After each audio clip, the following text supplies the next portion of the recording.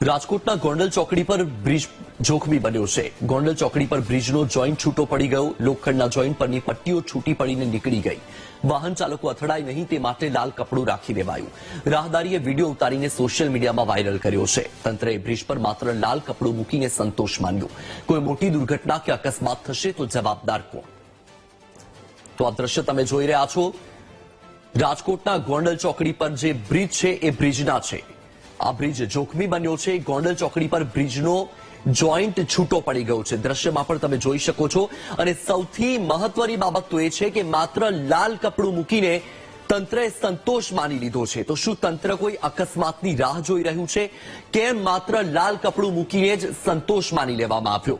ગોંડલ ચોકડી પરનો આ બ્રિજ છે કે જે જોખમી બન્યો છે। લોખંડનો જે જોઈન્ટ છે એ જોઈન્ટ પરની પટ્ટીઓ છૂટી પડી ગઈ છે, છૂટી પડીને નીકળી ગઈ છે।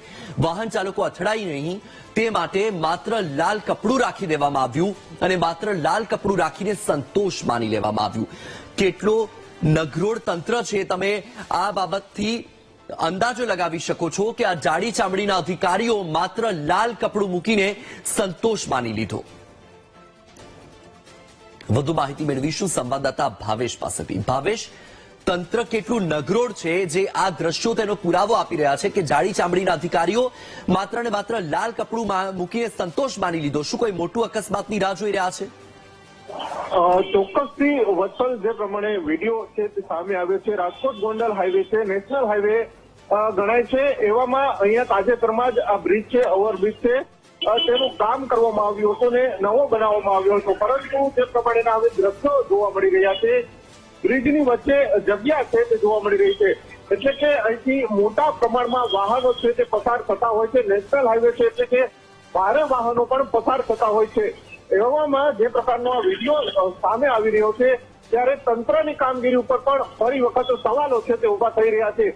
હજુ સુધી આ મામલે જે કોઈ પણ પ્રકારની તંત્ર દ્વારા કાર્યવાહી છે તે કરવામાં આવી નથી।